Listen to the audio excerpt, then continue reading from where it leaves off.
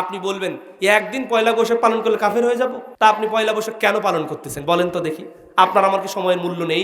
পয়লা বৈশাখ পালন করত, সেখানে দেখতাম আগে ছিল মঙ্গল শোভাযাত্রা, এখন পয়লা বৈশাখী যাত্রা। এটাকে আগে আল্ট্রা মডার্ন করে নিয়েছে, মডার্ন করে নিয়েছে। এখন হুজুররা বলছে হালাল বৈশাখ। বৈশাখ উদযাপন হচ্ছে হালাল বৈশাখ। আগে বৈশাখ নাকি হারাম ছিল, এখন হালাল বৈশাখ। বলতে যে বলতে বলতে বলতে বলতে কেউ কেউ বলছে যারা বৈশাখকে মানে না তারা সমাজের মধ্যে ভাইরাস। এ কথাও বলেছে বাংলাদেশের কোন এরকম টুপি দাড়িওয়ালা এমপি সাহেব। মুসলমান কি হিন্দুর পূজা মণ্ডপে যাবে? আপনি বলছেন মুসলমান হয়ে কি করে বলেন ধর্ম যার যার উৎসব সবার, আপনি আবার বলছেন এটা হালাল বৈশাখ। তার মানে কি আগে ছিল হারাম বৈশাখ, আপনি নতুন ফিতনা নিয়ে এসে বলছেন এটা হচ্ছে হালাল বৈশাখ। আগে উদযাপন করত, এর ইতিহাস ছিল হিন্দুদের। তারপরে সম্রাট আকবর, আমরা যাকে বাটপার হিসাবে চিনি, কিভাবে চিনি? সম্রাট আকবরকে বাটপার বলার কারণ হচ্ছে সম্রাট আকবর দ্বীনে ইলাহির প্রবর্তক। দ্বীনে ইলাহিটা কি? ও খ্রিস্টান মানুষেরা আমাকে ভোট দিবে, আমাকে চাইবে, হিন্দুরাও আমাকে চাইবে, মুসলমানদেরকে বাদ দিলে হবে না, বৃহৎ একটা অংশ। সুতরাং এমন একটা ধর্ম করব, খ্রিস্টান থেকে কিছু নেব, ইহুদিদের থেকে কিছু নেব, মুসলমানদের থেকে কিছু নিব, টোটাল মিলে একটা প্যাকেজিং দিন করব, এর নাম হচ্ছে দ্বীনে ইলাহি। তাহলে কেউ অসন্তুষ্ট হবে না, আমি একবার আমাকে মেনে নিবে, এর নাম হচ্ছে দ্বীনে ইলাহি। এজন্য আমরাকে আকবরকে বাটপার আকবর হিসাবে আমরা জানি। এ থেকে এই যে নববর্ষ বাংলার মানুষ পালন করে, এর আগে পালন করত হিন্দুরা, তার আগে পালন করত ওই সংস্কৃতি ডিপার্টমেন্ট, ঢাকা ইউনিভার্সিটির, রাজশাহী ইউনিভার্সিটির চারুকলা বিভাগের, যাদের চুল লম্বা লম্বা, কোনটা পুরুষ কোনটা নারী বোঝা যায় না। ও আল্লাহকে বিশ্বাস করে না অধিকাংশই। আমার দেখা রয়েছে, আমি যখন ঢাকার আজিমপুরের ওই মেসে থাকতাম, তার বাবা এক মাদ্রাসার প্রিন্সিপাল, বাড়ি তার নোয়াখালী, আমরা আর বিস্তারিত না বলি। তো ছেলে পড়ে দর্শন বিভাগে, ফিলোসফি ডিপার্টমেন্টে, ঢাকা ইউনিভার্সিটিতে। বাবা আলেম, ছেলে নাস্তিক হয়ে জুমার সলাতে যায় না, 5 ওয়াক্ত সলাতও পড়ে না। ডিপার্টমেন্টের নাম ফিলোসফি ডিপার্টমেন্ট, দর্শন ডিপার্টমেন্ট। দর্শন পড়তে পড়তে হারিয়ে গেছে, কোন দর্শনের মধ্যে ও নিজেও জানে না। বলতে বলতে জুমার সলাতে যায় না, সলাতই পড়ে না, সলাত পড়াই লাগবে না। এটার নামে শিক্ষা, শিক্ষার নামে ফিতনা ঢুকিয়ে আপনার আমার সন্তান, আপনার আমার ভাইকে ডিমোটিভেট করে দিয়ে ইসলাম থেকে, রুবুবিয়াত থেকে, উলুহিয়াত থেকে, তাওহীদ থেকে তাদেরকে দূরিয়ে জাহান্নামের দিকে ধাবিত করে দিয়েছে। পাগল ওই পাকা রাস্তা মেন সড়কে গেছে পয়লা বৈশাখ পালন করতে। পুকুরে মাছ মারে কি দিয়ে? জাল দিয়ে না? জাল দিয়ে মাছ মারে। ওরে পাগলের পাগল। দেখেন রাস্তাঘাটে ঢাকার শহরে পাগল পাওয়া যায়, শিক্ষিত পাগল, মাস্টার্স পাস, অনার্স পাস। আরে আপনি তো জাল ফেলেন পুকুরে, আপনি জাল ফেলেন কোথায়? নদীতে। আপনি জাল ফেলেন খালে, আপনি জাল ফেলেন বিলে। আরে পয়লা বৈশাখ পালন করতে যে ওই শিক্ষিত ছেলেগুলো জাল ফেলেছে ওই রোডের মাথায়, ফেলায় ফেলায় ওই চাবি দিয়ে মাছ ধরতেছে, আর বলছে আমরা পয়লা বৈশাখ পালন করছি রাস্তার উপরে। পয়লা বৈশাখ পালন করতেছে রাস্তার উপরে। রাজশাহী ইউনিভার্সিটিতে ইলিশ মাছ পায়নি, তো পান্তা ভাত খাবে ইলিশ মাছ দিয়ে, তো ইলিশ মাছ তো নাই, তো তেলাপিয়া মাছ ভেজে ইলিশ মাছের মতো করে তেলাপিয়া মাছ দিয়ে পান্তা ভাত খাইছে। সারা বছর খায় গরম ভাত, আর পয়লা বৈশাখ হলে খায় পানি ভাত, তাও বট গাছের নিচে। যে তো বট গাছ না ওটা, ওই যে রমনার বটমূলে যে বট গাছ বলে, আপনি পরীক্ষা করেন, বহু আগে আমাদের পরীক্ষা করা হয়েছে, ওটা কিন্তু বট গাছ না, এটা কিন্তু আরেকটা ডাহা মিথ্যা কথা। বট গাছের পাতা কেমন হয় আপনি জানেন না? বট গাছের পাতা কেমন হয়? আর ওই গাছের পাতা আপনি দেখেন, এখনই সার্চ দেন। মানুষকে ধর্মের নামে পাগলামি শেখানো হয়। প্রাইমারি স্কুলের হেডমাস্টারও পান্তা খায়, তার সহকর্মী মহিলা আছে পান্তা খায়, আর লিপস্টিকের মধ্যে মানে পান্তার মধ্যে লিপস্টিকের কালার ডুবায়। আপনি কি বলবেন কোত্থেকে পেলাম? এগুলো সব ওই আল্ট্রা মডার্ন, সবগুলো আধুনিকতা না প্রগতির নামে প্রহসন দিয়ে ফিতনার মধ্যে ঢুকে মানুষের ঈমান হরণ করছে। মানুষ সকালে মুমিন, সন্ধ্যায় কাফের, সন্ধ্যায় মুমিন, সকালে কাফের হয়ে যাচ্ছে। ফিতনা আপনি আমি অনেকেই জেনে থাকবো। ফিতনা বলতে ভাই আপনি ফিতনা করেন না তো। আচ্ছা বলেন তো, বর্তমান এই যে সময়টা, এটা কি স্বাভাবিক সময় যাচ্ছে নাকি বিভিন্ন ফিতনার সময় যাচ্ছে? আমি আপনি সবাই বলবো ভাই, আসলে দিনটাকে বাঁচিয়ে রাখার জন্যে, আমল করার জন্যে ফিতনা আর ফিতনা, ফিতনা আর ফিতনা, চারিদিক থেকে আমাদেরকে ফিতনা আষ্টে পিষ্টে ধরেছে, চারিদিক থেকে আমাদেরকে ফিতনা গ্রাস করে ফেলেছে। আল্লাহ নবী সাল্লাল্লাহু আলাইহি ওয়াসাল্লামের সাহাবী উসামা ইবনে যায়েদ রাদিয়াল্লাহু তাআলা আনহু, হাদিসটি বর্ণিত হয়েছে সহিহ বুখারীতে। হাদিস বর্ণিত সহিহ বুখারী 2 খণ্ড কিতাবুল ফিতানের মধ্যে, ফিতনা পর্বের মধ্যে উসামা ইবনে যায়েদ রাদিয়াল্লাহু তাআলা আন তিনি বলছেন, আশরাফান নবী সাল্লাল্লাহু আলাইহি ওয়াসাল্লাম মিন উতুম আলা আতামিল মদিনা ও কামা ক্বালা আলাইহিস সালাতু ওয়াসসালাম। একদিন আল্লাহর নবী সাল্লাল্লাহু আলাইহি ওয়াসাল্লাম ওই মদিনার প্রাচীন কিছু এলাকা থেকে উঁচু এলাকা থেকে তিনি আসতেছিলেন। আসলেন, আসার পরে তিনি বললেন, শোনো, হাল তারাউনা মা আরা, হে আমার সাহাবায়ে কেরাম, আমি যেটা দেখতে পাচ্ছি তোমরা কি সেটা দেখতে পাও?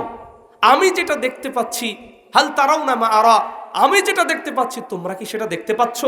অর্থাৎ নবী করিম সাল্লাল্লাহু আলাইহি ওয়াসাল্লামকে এই সমস্ত ক্ষেত্রে আল্লাহ রাব্বুল আলামিনের পক্ষ থেকে ওহী করা হয়েছে। আমি যেটা দেখতে পাচ্ছি তোমরা কি সেটা দেখতে পাও? ইন্নী লা আরা মাওয়াকিয়াল ফিতান খিলালা বুয়ুতিকুম, আরে আমি তোমাদের মাঝে, তোমাদের বাড়ির মাঝে ফিতনা আবির্ভূত হতে দেখছি। বলতে বলতে নবী সাল্লাল্লাহু আলাইহি ওয়াসাল্লাম বলছেন, কামা মাওয়াকিল কিত্র, যেমনি ভাবে বৃষ্টির ফোঁটা পড়ে এইভাবে মানুষের বাড়িগুলোর মধ্যে বৃষ্টির ফোঁটা পড়বে।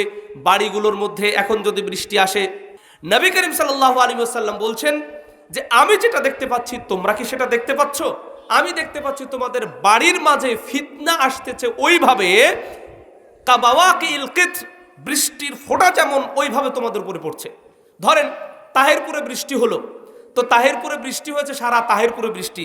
তো এখন কারোর বাড়িতে বৃষ্টি আছে, কারোর বাড়িতে বৃষ্টি নাই, কোনো উঁচু জায়গায় বৃষ্টি আছে, নিচু জায়গায় নাই। বিষয়টা কি এমন হবে? এমন হবে না।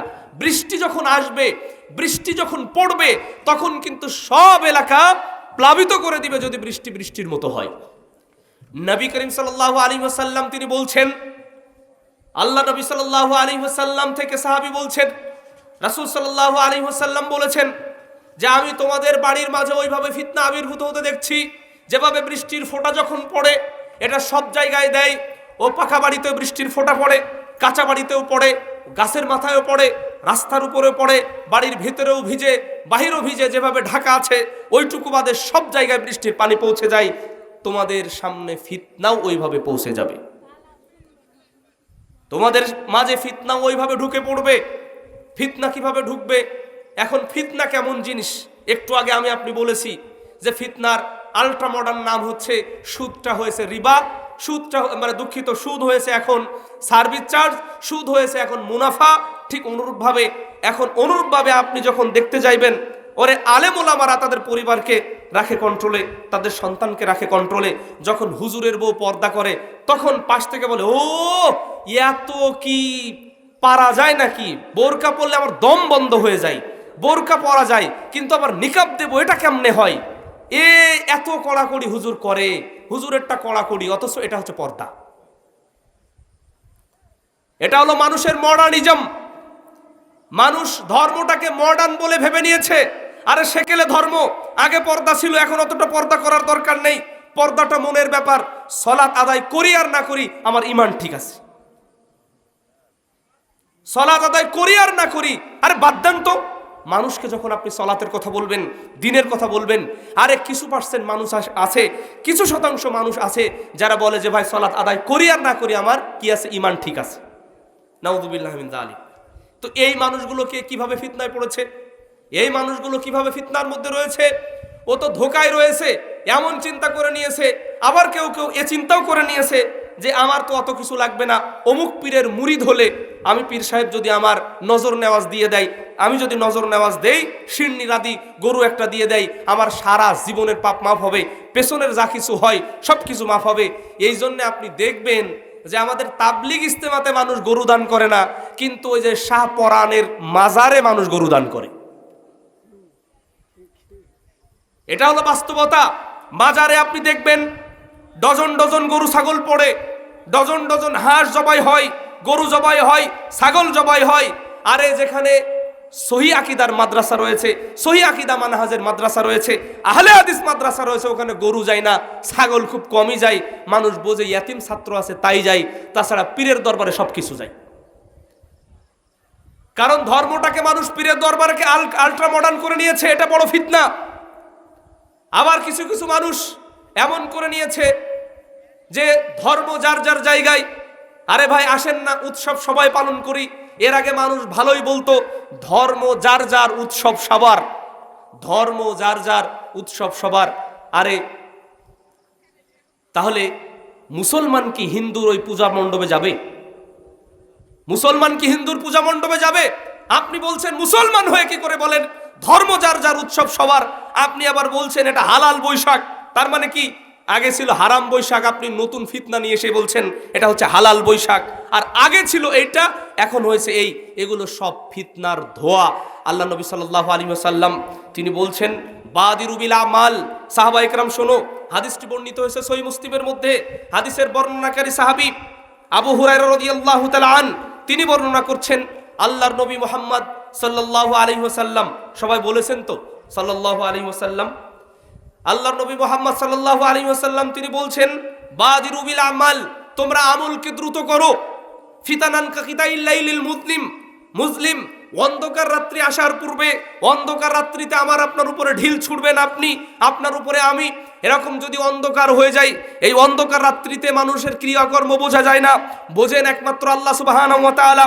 অন্ধকার রাত্রি যেমন, ঠিক অনুরূপভাবে অন্ধকার রাত্রির ফিতনা আবির্ভূত হওয়ার পূর্বেই আপনাকে আমাকে আমলের প্রতি ত্বরা কাজ করা, দ্রুত আমল সম্পন্ন করা, দ্রুত আল্লাহ সুবহানাহু ওয়া তাআলাকে সন্তুষ্ট করা, আল্লাহ সুবহানাহু ওয়া তাআলার সন্তুষ্টির জন্য কাজ করার জন্য আল্লাহ রাব্বুল আলামিনের নবী মুহাম্মদ সাল্লাল্লাহু আলাইহি ওয়াসাল্লাম বলছেন বাদিরু বিল আমাল ফিতানান কাকিতাইল লাইলিল মুযলিম ইউসবিহুর রাজুলু মুমিনান ওয়া ইউমসি কাফিরা।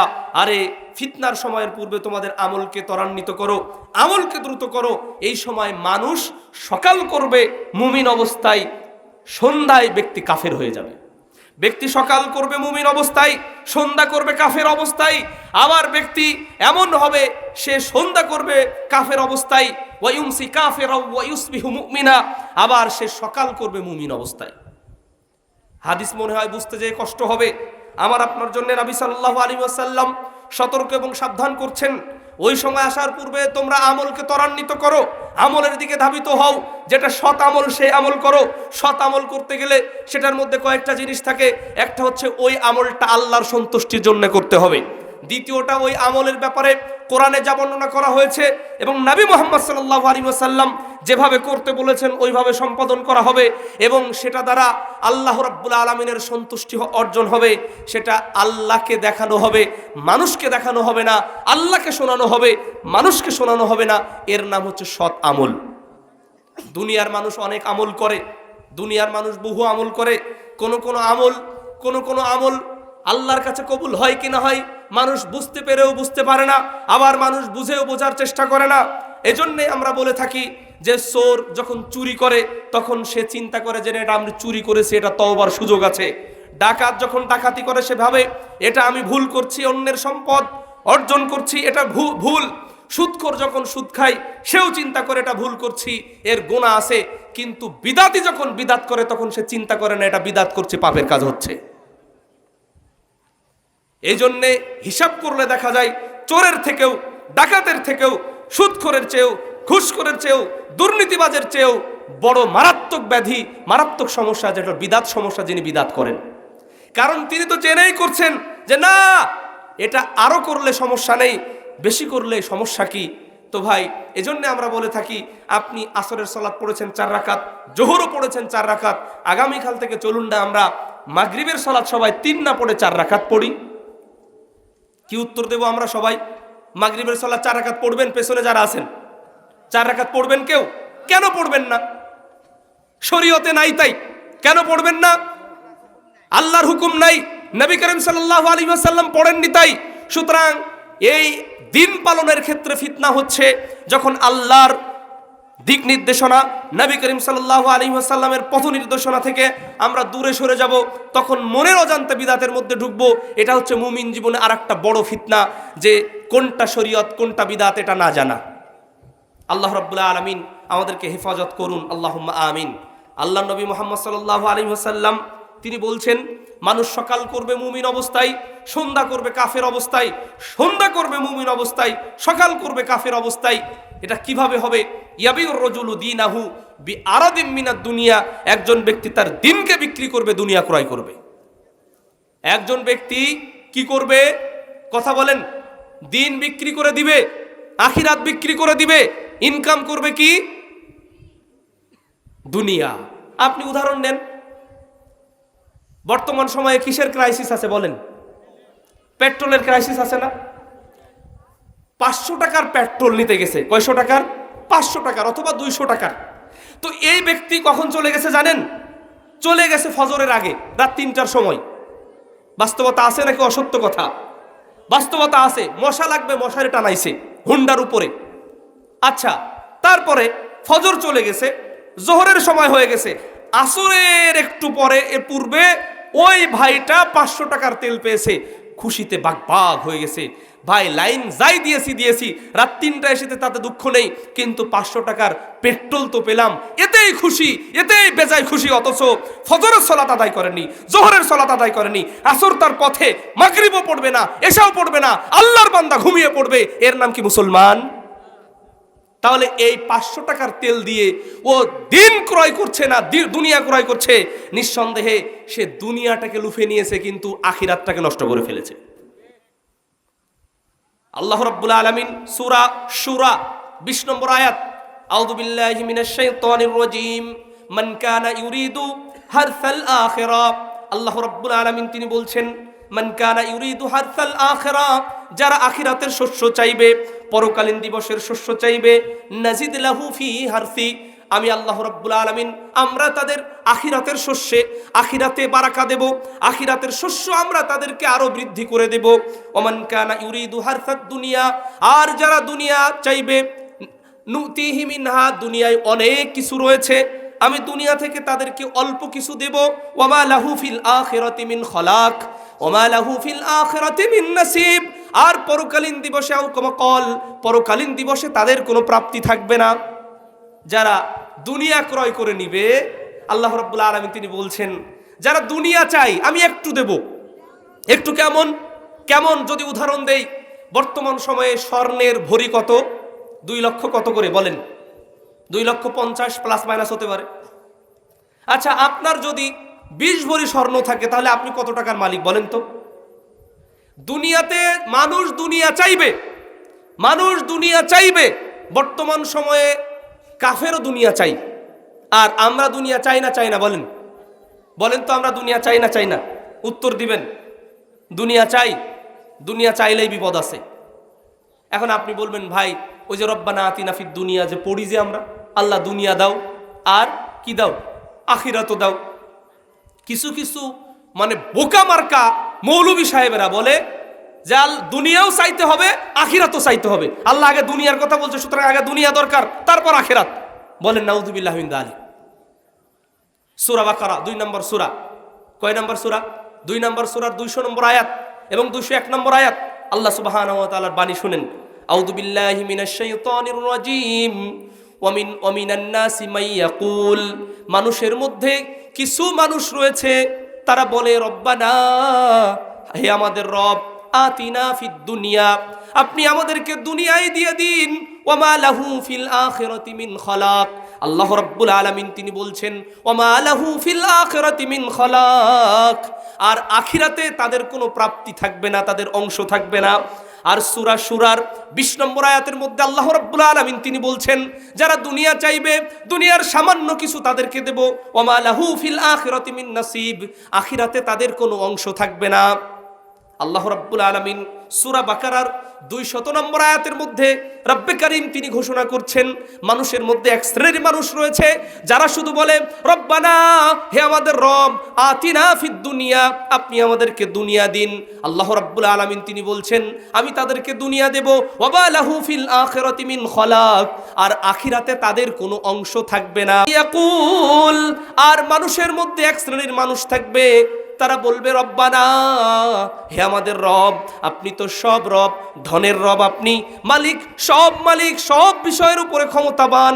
রব্বানা আতিনা ফিদ দুনিয়া হাসানা, আপনি আমাদেরকে দুনিয়াতে কল্যাণ দান করুন, ও ফিল আখিরাতি হাসানা, আর আখিরাতে আমাদেরকে কল্যাণ দান করুন, ওয়া কিনা আযাবান নার, আর পরকালীন দিবসে আপনি আমাদেরকে জাহান্নামের আযাব থেকে রক্ষা করুন। তাহলে আমরা দুনিয়া চাইবো না বলেন? দুনিয়া চাইবো? তাহলে ওই যে মৌলভী সাহেবের ওয়াজ আজকে থেকে কিন্তু মাথা থেকে বাদ দেওয়া লাগবে। যে দুনিয়া আগে তারপরে আখিরাত, নাউযুবিল্লাহি মিন যালিক। আরে যারা কাফের, যারা বেঈমান, যারা মুনাফিক, তারা দুনিয়া চাইবে। আল্লাহ বলছেন দুনিয়া চাইলে দেব, কিন্তু আখিরাতে তাদের কোনো অংশ, তাদের কোনো প্রাপ্তি থাকবে না। আর যদি কেউ এমন হয়, মুমিনদের অবস্থা আল্লাহ বলছেন 201 নম্বর আয়াতের মধ্যে, মুমিনরা হচ্ছে বলবে রব্বানা, হে আমাদের রব, আতিনা ফিদ দুনিয়া হাসানা, আপনি আমাদেরকে দুনিয়াতে কল্যাণ দিন। দুনিয়াতে কি দিন? কল্যাণ দিন। অফিল আখিরাতে হাসানা, আর আখিরাতে হাসানা দান করুন, কল্যাণ দান করুন। ওয়াকিনা আযাবান নার, আর আপনি জাহান্নামের আযাব থেকে আমাদেরকে রক্ষা করুন। তাহলে কাফেররা দুনিয়া চাইবে, মুমিনরা দুনিয়ার কল্যাণ চাইবে। আমরা দুনিয়া চাইবো না, দুনিয়ার কল্যাণ চাইবো। কিসে কল্যাণ রয়েছে আমি আপনি জানি না, কিসের মধ্যে বারাকা রয়েছে আমি আপনি জানি না। আমি আপনি যদি মনে করি যে হারামের মধ্যে বারাকা রয়েছে, এটা ভুল। আমি আপনি যদি মনে করি 2 নম্বরের মধ্যে বারাকা রয়েছে, এটা ভুল। মানুষ সব জানে, কিন্তু আমলের বেলায় শূন্য হয়, আমলের বেলায় নাই। এই মানুষ যখন অসুস্থ হয় তখন আল্লাহকে স্মরণ করে, এই মানুষ যখন বিপদে পড়ে তখন আল্লাহকে স্মরণ করে। এই তারেক জিয়ার মতো 10টা সরকার আসলেও যদি মানুষ পেট্রোল চোর হয়, এই চোরের দেশে এক নেতা বলে গিয়েছিল না বহু আগে, কি বলেছিল বলেন তো, যে 6 কোটি মানুষ, কম্বল 7 কোটি, তো আমার কম্বল কই গেল? সবাই পেয়েছে সোনার খনি, রূপার খনি, তেলের খনি, ডিজেলের খনি, অক্টেনের খনি, এই খনি সেই খনি, আর আমি পেয়েছি কিসের খনি? কিভাবে সম্ভব? এই বান্দাগুলো কোনোদিন কি তাদের রবের কাছে একবারও বলেছে, আল্লাহ তেল সংকট, পেট্রোল সংকট, তুমি তো সবকিছু সংকট মানে উদ্ধারকারী, আল্লাহ হেফাজত করো। যেই মানুষটা ফজর কাজা করলো, জোহর করলো, আসর করলো, মাগরিবের আগে পেট্রোল পেয়ে, ডিজেল পেয়ে মহা খুশি, এই খুশি যদি আল্লাহর কাছে একবার বলতো, আল্লাহ পেলাম, শুকরিয়া তোমার, আলহামদুলিল্লাহ, তোমারই যাবতীয় শুকরিয়া, কৃতজ্ঞতা, একবারও কিন্তু বলেনি। ও ভেবে নিয়েছে টাকা তো আমার, মোটরসাইকেলের ট্যাঙ্কিও তো আমার, সুতরাং তেল পেট্রোল পাইলাম, এ তো আমারই অবদান। আর অবদান হলো দেশের সরকারের, আর অবদান হলো জাহাজ দিয়ে নিয়ে আসছে। অথচ কে সব ব্যবস্থা কে করছেন? আল্লাহ সুবহানাহু ওয়া তাআলা। বান্দা একবারও বলে না ওরে কুকুর তার থেকে অনেক ভালো, কিছু কিছু বান্দার থেকে ওই পশু, ওই পাখি অনেক ভালো, অনেক ভালো। কুকুরকে যদি আপনি একটু খাওয়ান, একটু আপনি তাকে দেখেন, একটু আপনি যদি তাকে খাবার দেন, তাহলে সে আপনার ভক্ত হয়ে যায় অল্প সময়ের মধ্যে। ও রাত জেগে আপনার বাড়ি পাহারা দেয়, রাত জেগে আপনার মুরগির খামার পাহারা দেয়, রাত জেগে আপনার কুসুরের ক্ষেত, আখের ক্ষেত পাহারা দেয়। এটা হচ্ছে মনিবভক্ত কুকুর, এলো জন্তু জানোয়ার। অথচ মানুষকে আল্লাহ রাব্বুল আলামিন এত নিয়ামত দিয়েছেন, এত কিছু দিয়েছেন। আল্লাহ বারবার বলছেন, ফাবিআইয়ি আলাই রাব্বিকুমা তুকাদ্দিবান, তোমরা আমার কোন নিয়ামতকে অস্বীকার করবে? কিন্তু বান্দা শুকরিয়া আদায় করার ক্ষেত্রে বান্দা নাই। ওর চিন্তা, বহু চিন্তা, এত পাগল পাগল পাগল। ওই পাকা রাস্তা মেন সড়কে গেছে পয়লা বৈশাখ পালন করতে। কি পালন করতে? তো আপনারা যারা ফেসবুক চালান না, তারা তো বুঝতে পারবেন না কেমনে কি ঘটছে। তো পুকুরে মাছ মারে কি দিয়ে? জাল দিয়ে না? জাল দিয়ে মাছ মারে। ওরে পাগলের পাগল। দেখেন রাস্তাঘাটে ঢাকার শহরে পাগল পাওয়া যায়, শিক্ষিত পাগল। আল্লাহ নবী সাল্লাল্লাহু আলাইহি ওয়াসাল্লাম তিনি বর্ণনা করছেন এইভাবে যে, আনাস ইবনে মালিক রাদিয়াল্লাহু তাআলা আন তিনি বলছেন, শোনো আজকে আমি তোমাদেরকে এমন একটা হাদিস বর্ণনা করব, আমি আনাস ইবনে মালিক রাদিয়াল্লাহু তাআলা আন এর আগে এরকম কোনো হাদিস বর্ণনা করিনি। কে বলছেন? নবী সাল্লাল্লাহু আলাইহি ওয়াসাল্লামের সাহাবী আনাস ইবনে মালিক রাদিয়াল্লাহু তাআলা আন তিনি বলছেন, আজকে আমি তোমাদেরকে এমন একটি হাদিস অবশ্যই বর্ণনা করব, এর আগে কোনোদিন আমি এরকম হাদিস বর্ণনা করিনি। তার মানে হাদিস বড় মর্মস্পর্শী, হাদিস বড় হৃদয়স্পর্শী। নবী করিম সাল্লাল্লাহু আলাইহি ওয়াসাল্লামের সাহাবী বলছেন, আল্লাহর নবী সাল্লাল্লাহু আলাইহি ওয়াসাল্লাম থেকে আমি শুনেছি, সামিতু মিন রাসূলিল্লাহি সাল্লাল্লাহু আলাইহি ওয়াসাল্লামা, আমি আল্লাহর নবী মুহাম্মদ সাল্লাল্লাহু আলাইহি ওয়াসাল্লাম থেকে শুনেছি যে, ইন্না মিন আশরাতিস সাআ, নিশ্চয় কিয়ামতের আলামত হচ্ছে এই, আইয়ুরফাল ইলম, মানুষের জ্ঞান উঠিয়ে নেওয়া হবে। অন্য হাদিসের মধ্যে আল্লাহ রাব্বুল আলামিন নবী মুহাম্মদ সাল্লাল্লাহু আলাইহি ওয়াসাল্লাম তিনি বলেছেন, বিকাবাদিল উলামা, আলেমদেরকে তুলে নেবেন, বড় আলেম চলে যাবে, ওরকম আলেম আর আসবে না। এজন্যই এই হাদিস থেকে শিক্ষণীয় বিষয় হচ্ছে, আরে ডাক্তার আসবে হাজার হাজার, ওরে ইঞ্জিনিয়ার, ইনজানোয়ার, সাংবাদিক, সাংঘাতিক, ডাক্তার, ডাকাত হাজারো হাজার আসবে, কিন্তু হাজারো হাজার আলেম আসবে না। এই জন্য আমার আপনার উচিত হবে এই সময়ে জ্ঞান চর্চা করা, কোরআন হাদিস বোঝার চেষ্টা করা, যারা বোঝে তাদের থেকে বোঝা, কোরআন হাদিস যেখানে বলা হয় সেখানে বসা। আপনি ঘুমিয়ে আছেন আর আমরা এসেছি নওদাপাড়া থেকে, আপনি চিন্তা করছেন ফয়সাল মাহমুদ ভাই উনি তো আসছে, ওই যাওয়ার পরে কিছু টাকা পয়সা দিবে, টাকা পয়সা দিলেও সমস্যা নেই, না দিলে আরও সমস্যা নেই। আপনি যদি বলেন টেস্ট করতে পারেন, আমার যদি রিজিক থেকে থাকে আমার পকেটে ঢুকবে, আমার কাছে যাবে, আপনার ক্ষমতা নেই। আর আমার যদি রিজিক না থাকে আপনারও কোনো ক্ষমতা নেই ও রিজিক দেওয়ার, আছে? এই জন্য শুরুতেই বলেছিলাম দুই ধরনের ওয়াজ পাওয়া যায়। কন্ট্রাক্টধারী বক্তা আগেই 20,000 অ্যাডভান্স দেওয়া হয়েছে, মঞ্চে উঠার আগেই 40,000, 20 আর 40 60 আসবে হেলিকপ্টার 1,20,000। শুরুতে এই জন্য বলেছিলাম যে আলেম তিন প্রকার, একটা হলো দরকারি, একটা হলো দরবারি, আর একটা হলো সরকারি। আমাদের দরকারি। এজন্য আমরা বলেছিলাম শুরুতেই ওয়াজ দুই ধরনের, একটা হলো ওয়াজ 3 ঘন্টা আলোচনা করবে কিছুই বোঝা যাবে না, আর একটা হলো আওয়াজ 3 ঘন্টা আওয়াজ করবে কিছুই বোঝা যাবে না। আর ওয়াজ হবে পবিত্র কোরআন ও সহিহ হাদিসের আলোকে, কোরআনের কথা বলা হবে, হাদিসের কথা বলা হবে, ব্যাখ্যা বলা হবে, শিক্ষা বলা হবে। আল্লাহ রাব্বুল আলামিন, আল্লাহ নবী সাল্লাল্লাহু আলাইহি ওয়াসাল্লাম বলছেন যে ইন্না মিন আশরাতিস সাআ আইয়ুরফাল ইলম, জ্ঞান তুলে নেওয়া হবে, ওয়া ইয়াকসুরুল জাহাল, মানুষের মাঝে মূর্খতা বেশি বেড়ে যাবে। এখন আপনি যদি বলেন মূর্খতা কেমনে বাড়লো, ওই যে একটু আগে বলতেছিলাম মাস্টার্স পাস, অনার্স পাস। আরে আপনি তো জাল ফেলেন পুকুরে, আপনি জাল ফেলেন কোথায়? নদীতে। আপনি জাল ফেলেন খালে, আপনি জাল ফেলেন বিলে।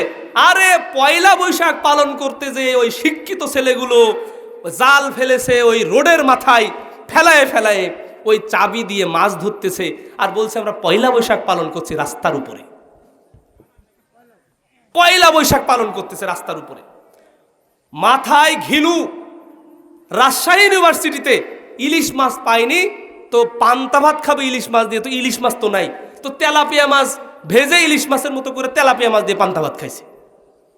সারা বছর খায় গরম ভাত, আর পয়লা বৈশাখ হলে খায় পানি ভাত, তাও বট গাছের নিচে। যে তো বট গাছ না ওটা, ওই যে রমনার বটমূলে যে বট গাছ বলে, আপনি পরীক্ষা করেন, বহু আগে আমাদের পরীক্ষা করা হয়েছে, ওটা কিন্তু বট গাছ না, এটা কিন্তু আরেকটা ডাহা মিথ্যা কথা।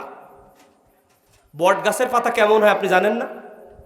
বট গাছের পাতা কেমন হয়? আর ওই গাছের পাতা আপনি দেখেন, এখনই সার্চ দেন।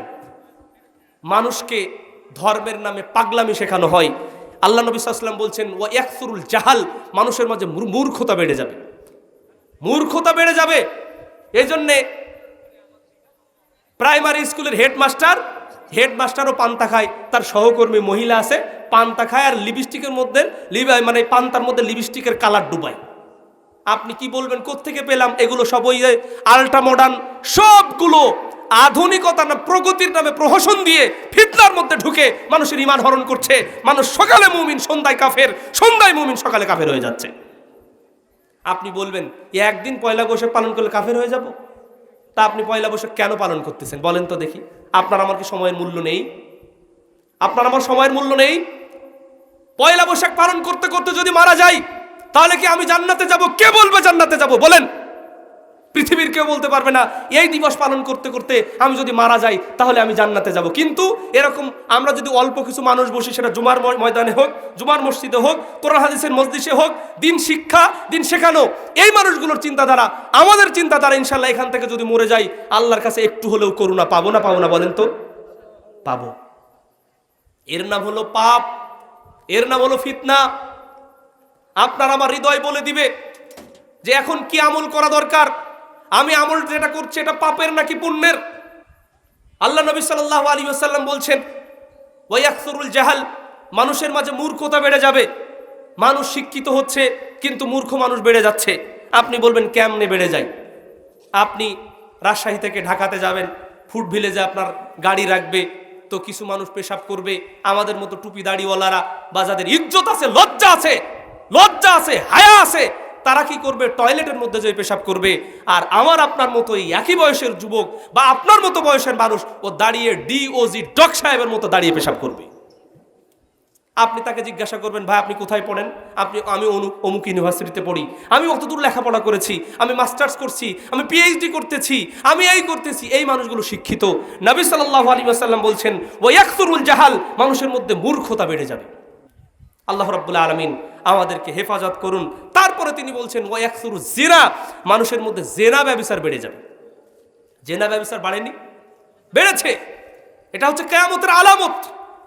আপনি বলবেন রমজান মাসে ইবাদত করতে হবে মসজিদে, রমজান মাসে ইবাদত করতে হবে বাড়িতে, রমজান মাসে ইবাদত করতে হবে রাত জেগে, আর আপনার আমার পরিবার তাহেরপুরে রাত জাগে, রাজশাহীর RDA মার্কেটে। আল্লাহ নবী সাল্লাল্লাহু আলাইহি ওয়াসাল্লাম বললেন, শেষ দশকে নবী সাল্লাল্লাহু আলাইহি ওয়াসাল্লাম তিনি এত গুরুত্ব দিতেন, অত গুরুত্ব অন্য সময় দিতেন না। আয়েশা সিদ্দিকা রাদিয়াল্লাহু তাআলা আনহা তিনি বলছেন, অথচ আমার আপনার পরিবার যদি যায় RDA মার্কেটে, তাহেরপুরে, তারপরে ওই যে দুর্গাপুরে যে যদি শপিং করে, তাহলে এটা কি জেনা না? জেনা না? রমজান মাসে সিয়াম রেখে চলে গেছে, একটা শাড়ি কিনবে তো 10 দোকানে গেছে। বোকার বোকা। আর দোকানদারও ভালো জানে যে 900 টাকা শাড়ি আমি 2300 টাকা বলবো, মহিলা তুমি কত কম বলবা দেখি, লজ্জায় তুমি সর্বোচ্চ 1500ই বলবা, আর এটাই হবে আমার জিত।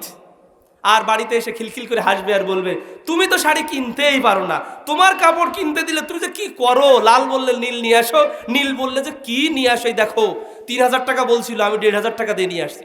তো স্বামী হেসে বলছে, বোকার বোকা, তুই তো বলছিস 3000, আমি হলে ওই শুরু করতাম 700 টাকা দিয়ে। কারণ এখন মানুষ চালাক, দোকানদাররা 300 টাকার জিনিস বলে 1200 টাকা, 1200 টাকার জিনিস বলে 3 12 3600 টাকা, আর তুই তো কিনে নিয়ে আসি অর্ধেকে, আমি হলে 3 ভাগের 1 ভাগ দিয়েও কিনতাম না। ও তখন বলছে, ও আসলে মনে ভুলই হয়ে গেল, স্বীকার করবে না। তো জানে যে চেহারার পর্দা আছে, জানে যে কণ্ঠের পর্দা আছে, তো একটা শাড়ি কিনতে যে কয় দোকান ঘুরেছে, সাথে মেয়েকে নিয়েছে, সাথে মেয়েও আছে, আবার মেয়ের মেয়েও আছে, এইভাবে ঘুরছে সারা বাজার ঘুরে ঘুরে ঈদের শপিং করছে রমজান মাসের সিয়াম থেকে। এটা কি জেনা হলো নাকি শপিং করা হলো? এটা জেনা হলো। এটা জেনা সর্বত্র ছড়িয়ে গেছে, জেনা চারিদিকে ছড়িয়ে গেছে। এই জেনাকার এবং জেনাকারীদেরকে আল্লাহ তন্দুরের রুটির গর্তের মধ্যে ভরবে। তন্দুরের রুটি দেখছেন? শহরের মধ্যে তন্দুরি তৈরি করে, ওই মুখটা থাকে হালকা আর ভেতরে অনেক বড় জায়গা থাকে, ওর মধ্য থেকে রুটি বের করে ওই লোহার শিক দিয়ে দিয়ে। আল্লাহ ওই শ্রেণীর যুবক যুবতীদেরকে তন্দুরের ওই গর্তের মতো চিকন গর্তের মধ্যে বড় জায়গা থাকবে, জাহান্নামের মধ্যে তাদেরকে ভরবেন, জ্বালানি দিবেন, জাল দিবেন, উঠতে চেষ্টা করবে আবার ঢুকবে, উঠতে চেষ্টা করবে আবার ঢুকবে। নবী করিম সাল্লাল্লাহু আলাইহি ওয়াসাল্লামকে মেরাজে যে এই স্বপ্নগুলো দেখানো হয়েছে। সুতরাং হে যুবক যুবতী সাবধান, এই যুবক যুবতী সাবধান যদি না হয়, তাহলে এর দুনিয়াতেও আযাব আছে, পরকালেও আযাব আছে। মানুষ যখন বিবাহ করে তখন 1 নাম্বার খোঁজে, অথচ নিজেই 2 নাম্বার। যখন বিবাহ করে তখন 1 নাম্বার খোঁজে, ঈমান হরণ করলে, ঈমান নষ্ট হয়ে গেলে, ইজ্জত নষ্ট হয়ে গেলে আর চলবে না, আর সমাজে চলবে না, কেউ বিয়েও করবে না, বিয়েও হবে না। আর যদি ঠিকঠাক থাকে, আপনি যদি মনে করেন যে আমার এবার সবরি কলা হয়েছিল, 2 কাঁধি, ধরেন আপনি কৃষক মানুষ, 2 কাঁধি সবরি কলা হয়েছিল, তো আপনি তাহেরপুরের বাজারে আপনি নিয়ে যাবেন। কোথায় নিয়ে যাবেন? তাহেরপুরের বাজারে। তো আপনি চিন্তা করছেন কলাগুলো পেকে গেছে আর পাকা কলা, তো ক্রেতা যারা হবে, তো ক্রেতারা যদি ওই খোসা ছুলতে তো অনেক সময় লাগবে, খোসাটা ছাড়াতে, তো আমি বাড়ি থেকে খোসাগুলো ছাড়িয়ে তাহেরপুরের বাজারে নিয়ে যাই। বাজারে কলা কেউ কিনবে ভাই? কিনবে? কিনবে না। তো পর্দাটা তো এমন, যেই নারী পর্দা করে চাহিদা নিয়ে ওই বাড়িতে পাত্রী খুঁজতে চলে আসে, আর যে ওই বাজার ঘাটে থাকে ওই ব্যাপারে সবাই জানে, ও এমন জায়গায় পড়ে, উঠলে লাথি আর বসলে ঝাড়ু। আর মেয়ের বাপও তাকায় থাকে যে চাকরিওয়ালা দরকার, সরকারি চাকরি হলে ভালো হয়, তবে NTRCর সুপারিশপ্রাপ্ত হলে চলে, তবে সরকারি হলে ভালো হয়, মেয়ের কালার একটু সাদা। তো আপনিও খুঁজে নিয়ে আসতে গেছেন। হ্যাঁ, সারা 10 গ্রামের মানুষ, আমি আমার ছেলে বিয়ে দেব, তো যদি তাহেরপুরের বা এই এলাকার মানুষগুলো এসে যদি না বলে, না মাশাআল্লাহ একখান বউ একখান পাইছে, সকালবেলা সিরিয়াল ধরেছে, খাওয়াচ্ছে কি রসগোল্লা আর ওই গজা বলে আমাদের সাতক্ষীরাতে, গজা আর মুড়ি খাওয়াচ্ছে, আর ওই যে রসমুন্ডি, শ্বশুর বাড়ি থেকে অনেকগুলো আইছে, শাড়ি দিয়ে বউ দেখতে গেছে। আর হুজুর যদি না দেখায়, এই হুজুররা যত সব কনজারভেটিভ টাইপের, এদের কারণে এরা যে এত বেশি বোঝে, এদের কারণে সমাজটা আসলে ওইভাবে খোলামেলা চলা যায় না। কি জ্বালাতন! এটা হচ্ছে ফিতনা, এগুলো ফিতনা। এটা আপনাকে আমাকে গ্রাস করবে। আপনি যদি সতর্ক এবং সাবধান না হই, তাহলে আমাকে আপনাকে এই ফিতনার মধ্যে ফেলে আমার বউ সারা দুনিয়ার মানুষ দেখবে, গ্রামের মানুষ দেখবে। ও প্রথম দেখায় ও ভাববে যে না, যেহেতু আমাকে গ্রামের মানুষ সবাই দেখেই ফেলেছে, তাহলে আমার আর পর্দা করে লাভ কি? আমি জরি না, আমার তো সব ভাসুর আর দেবর, সমস্যা নেই। ও যেহেতু প্রথম দিনই দেখা শেষ, তা আমাকে তো চেনেই। আর যদি প্রথম দিনকে ঢাকার ব্যবস্থা করেন, সে লজ্জা করবে না, আমার স্বামী, আমার শ্বশুর, আমার পরিবারে তো পর্দা আছে, আমি পর্দানশীল একজন নারী হতে চাই, আমার শাশুড়ি পর্দা করে, তাহলে আমাকেও এই পথ ধরতে হবে। এই পরিবারে বরকত আসবে, এই পরিবারে বরকত আসবে। এই মায়ের পেট থেকে যে সন্তান আসবে, এই সন্তান আলেম হবে, এই সন্তান ভালো মানুষ হবে। আলেম না হলেও এ সমাজের বোঝা হবে না, দেশের বোঝা হবে না, এ দুর্নীতিবাজ হবে না, এ চোর হবে না, এ বাটপার হবে না। আর যেই মা পর্দা করে না, ওই মায়ের পেট থেকে কি ইবনু হাজার আসকালানি আর শায়েখ মানে ইবনে তাইমিয়া আর আসাদুল্লাহ আল গালিব বের হবে মনে করছেন নাকি? বলছে যে ছেলে আমার ভাই হিফজখানায় দিয়েছি, কিন্তু মুখস্থই হয় না, মুখস্থই হয় না। তো আমরা বলি ভাই আপনারা স্বামী স্ত্রী একটু আল্লাহর কাছে দোয়া করেন, কান্নাকাটি করেন। তো এখন ওই মা জীবনে সলাতও পড়ে না, পর্দাও করে না, তো ওর ছেলের আল্লাহর ঠেকা পড়ছে নাকি হাফেজ বানাবে আল্লাহ? আমল লাগবে পিতামাতার। পিতামাতার মাঝে মধ্যে দোয়া করা উচিত। রব্বি হাবলি মিনাস সলিহিন আগে থেকেই দোয়া করার দরকার ছিল, বিয়ের আগে থেকেই। রব্বানা হাবলানা মিন আজওয়াজিনা ওয়া যুররিয়াতিনা কুররাতা আয়ুন ওয়াজআলনা লিল মুত্তাকিনা ইমামা। আপনি বিয়ে করবেন, বিয়ের আগে বউয়ের জন্য দোয়া করেন। হে যুবক ভাই, হে যুবতী, বিয়ের আগে দোয়া শুরু করে দিতে হবে। যদি দোয়া শুরু করা হয়, তারপরে দ্বিতীয় দোয়া হবে রব্বানা হাবলানা, রব্বি হাবলি মিনাস সলিহিন, আল্লাহ সৎ পুত্র সন্তান দিন। তারপরে না আলেম ওলামা হবে, ভালো মানুষ হবে, সমাজের জন্য সে কিছু করবে, আপনাকে আমাকে দেখবে, সমাজের জন্য কিছু করবে, দেশের জন্য কিছু করবে, মানুষ তার দ্বারা উপকার পাবে। যদি তা না হয় বিপরীত হবে, তা না হলে বিপরীত হবে। আল্লাহ রাব্বুল আলামিন আমাদেরকে হেফাজত করুন, আল্লাহুম্মা আমিন। আল্লাহ নবী সাল্লাল্লাহু আলাইহি ওয়াসাল্লাম বলছেন ওয়ায়াকসুরু জিনা, জিনা ব্যভিচার বেড়ে যাবে। ওয়ায়াকসুরু শুরবুল খামর, মদ পান বেশি বেড়ে যাবে। আপনি হয়তোবা জানেন না, আমি হয়তোবা জানি না যে মদ পান মানুষ কতটা করে। মদ পান মানুষ কতটা করে, কেন মদ হারাম? এই তো গত সপ্তাহের ঘটনা, দিনাজপুরের একটা ঘটনা। ওই ভাই নিজেই বলছেন, আমাদের মার্কাজে ভাই দায়িত্বশীল মানুষ, তিনি বলছেন আমাদের এলাকায় আজকে এমন একটা মার্ডার হয়েছে, যেই মার্ডারের ব্যাপারে গ্রাম কি গ্রাম নিস্তব্ধ হয়ে গেছে, সবাই শোকাহত হয়েছে, সবাই শোকাহত। কি কারণ? ওই ছেলেটা গাঁজা মদ খেত, ওর পাশে পাশে একটা ছোট্ট মেয়ে ঘুরতো, ও ঘুরতো ঘুরতো ঘুরতো, ও বলতো তোকে পাখি মেরে পাখি দেবো, আরে তুই আয়। ওর পেছনে পেছনে ঘুরতো, পাখি আজ দেয় না, কাল দেয় না, কাল দেয় না, আজ দেয় না, এভাবে দেয় না। ওকে বলছে তুই মিথ্যাবাদী, তুই বদমায়েশ, তুই চোর, এরকম বলছে। ওই দিন ওনার নেশার পরিমাণটা একটু বেড়ে গিয়েছিল। তো ও এসে 8-9 বছরের ছোট্ট বাচ্চাটাকে আচ্ছা মতো মারছে, বুকের উপরে উঠছে, উঠে তারপরে কাদার মধ্যে ঠেস দিয়ে ধরে ওর পৃথিবী থেকে বিদায় করে দিয়েছে। কি কারণে? নেশা পান করেছিল তাই। আপনি বলবেন আমি তো অত কিছু করি না, শুধু মানে বিড়ি খাই। বিড়ি হলো সব পাপের হলো মূল, সব পাপের মূল হলো বিড়ি। বিড়ি যে খায়, বিড়ি থেকে শুরু হয় গাঁজা, মদ, ফেনসিডিল, সোয়ানি, জোয়ানি, আর যত কিছু আছে সব এখান থেকে শুরু হয়। আপনি বলবেন বিড়ি খাইলে কি জাহান্নামে যাবে? বিড়ি খাওয়া যে মাকরু হুজুর, নাউজুবিল্লাহ মিন যালিক। ওটা যেই হুজুর বিড়ি জর্দা খায় ওই হুজুরের কাছে মাকরু, কিন্তু আল্লাহর নবী মুহাম্মদ সাল্লাল্লাহু আলাইহি ওয়াসাল্লামের কাছে ওটা হারাম। সুদ যে খায় সে সুদের রস করবে না, জেনা যে করে জেনা রস করবে না, যার মধ্যে দুর্নীতি রয়েছে দুর্নীতির কথা বলবে না, যে বিড়ি খায়, তামাক খায়, জর্দা খায়, ও বিড়ি, তামাক, জর্দা, গুল বিড়ি এইগুলো যে হারাম ও ওই কথা বলবে না। উনি ফতোয়া দিবেন এগুলো তো মাকরু ভাই, খেলে সমস্যা কি? আমার একটু দাঁত যন্ত্রণা করে গো, তাই দাঁতের মধ্যে গুল দিয়ে রাখি। তো গুল কি? বলছে গুল তো হারাম, তো দাঁতের মধ্যে দিয়ে রাখলেন। ভাই আমি তো একটু পাই আরাম, হবে আপনার ব্যারাম, আর এই ব্যারাম নিয়ে আপনি পৃথিবী থেকে বিদায় নেবেন। আল্লাহ আমাদেরকে বোঝার তৌফিক দান করুন। হারাম জিনিস দিয়ে, হারাম উপাদান দিয়ে কোনো মানে হালাল ট্রিটমেন্ট করার কোনো সুযোগ নেই। আল্লাহ রাব্বুল আলামিন আমাদের বোঝার তৌফিক দান করুন। আল্লাহ নবী সাল্লাল্লাহু আলাইহি ওয়াসাল্লাম কেন এগুলোকে নিষেধ করেছেন?